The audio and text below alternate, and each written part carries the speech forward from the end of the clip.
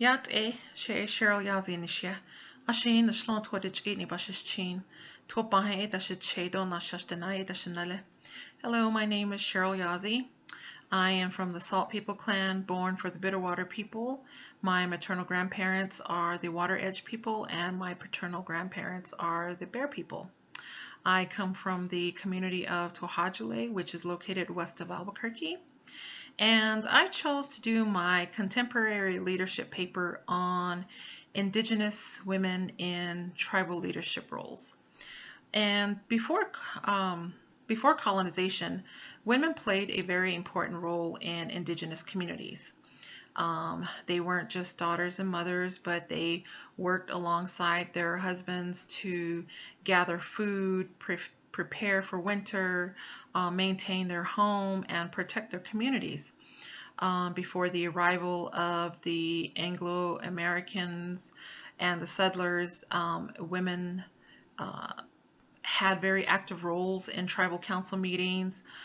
In some indigenous nations, clan mothers chose the next leader for their people. And they also had the power to remove people if they did not act responsibly for their nation. And upon the arrival of the Anglo-American society, where women were viewed in a subservient role and men were considered dominant and head of the household, and so a lot of the roles of Indigenous women were reduced to that level. And the Dawes Act reinforced the subservient roles of Indigenous women by not being recognized as head of household or landowners, and land was not allotted to the women. It was only allotted to male head of households. And so women in leadership roles still fight a lot of the old views. Some tribal communities prohibit women from participating in tribal politics. Some pueblos prohibit women from running for public office, and many women were prohibited from attending tribal council meetings. Attitudes towards female leaders have been sexist in the Western world, which kind of leaked over into the Indigenous world. And the shift started coming around in the 1980s, early 80s. Wilma Mankiller was elected as the first female principal chief of the Cherokee Nation in 1987. She was born to a Cherokee father and a Dutch mother. She was raised in the Cherokee territory, and she received many accolades and awards and was called a social justice hero. During her time as chief of the Cherokee Nation, she focused a lot of her attention on education, healthcare for her people, and job training, and because she wanted to build a tribal nation that was self-sustaining, meaning that they didn't require any help from the government, and she was working towards that. Unfortunately, she passed in 2010 from pancreatic cancer. And there came a rise of Indigenous female leaders. More and more women became warrior women on the forefront of social justice activism. They fought alongside their people to restore land, language, songs, ceremonies, and traditional practices. They show no shortages of strength, patience, and determination. And so we see a shift in a lot of our younger people taking on the role of leadership positions, and some of their the values that they really feel that are important that I see across the board was they lead by example. They show their strength in their activism and in their nurturing way that they lead their people. They're fierce protectors of their family and fierce protectors of their people. So a lot of them used the power of the education from the Western world to advocate effectively for their people, to restore land, to restore language, and to restore a lot of the traditional and cultural practices in their community. A lot of them has started a food sovereignty initiative where tribal communities grow and their own food and store their own food and create a food bank, and also starting a seed bank of traditional seeds, kind of going back to traditional food preparation from start to finish, and they are feeding families that are in need, and a lot of their things are grown organically. And one of their focuses is to restore balance and harmony in their community through being understanding and enduring and just being dependable and being there for their people.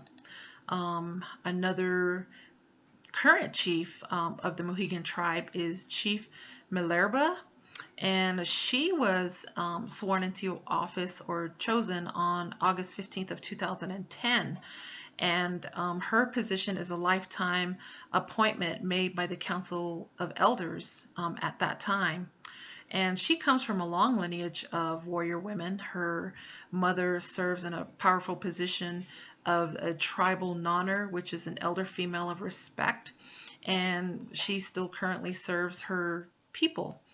And one of her focus is on land protection and environment protection. We also have another activist named Winona LaDuke, and she comes from the White Earth Reservation, and you may have heard of her. In 2000, she was chosen to be a running mate with Ralph Nader during the presidential election, and she was chosen in part of her extensive activism history with Indigenous social justice. And she addresses the issues of environmental causes, and she led the effort in the reclamation of a lot of her people, the Ojibwe's land, when she was becoming well known.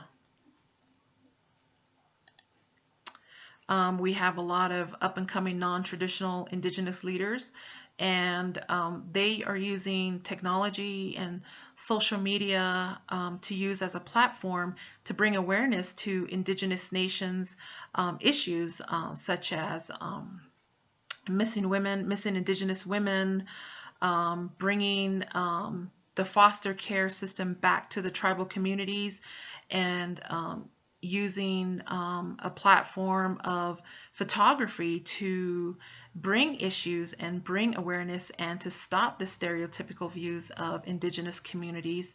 And another one of those rising leaders is Matika Wilbur of the Swinomish and Tulalip Nation. She uses photography as her platform for social justice.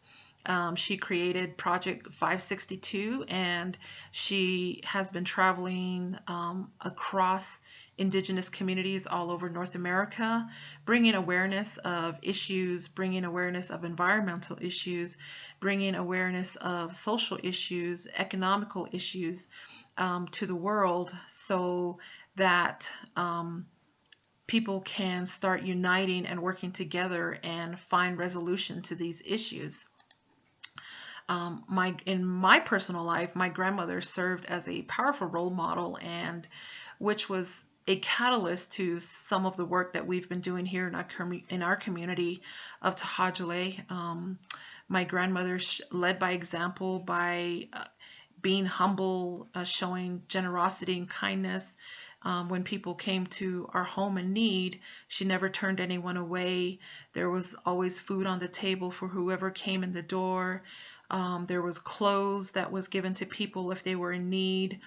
I remember times when she would be called upon to go to the hospitals, go to the jailhouses, sometimes 2 or 3 o'clock in the morning, and she never complained. She got up and she worked and helped these people for so many years until her passing in 2005. And I had the pleasure of working along 2 other very strong Diné women when I served on the health board, and we brought many great improvements to our healthcare system in our community. And I hope that you get a chance to look at some of the links that I provided on my PowerPoint. I hope that you enjoyed this little presentation, and may you all walk in beauty.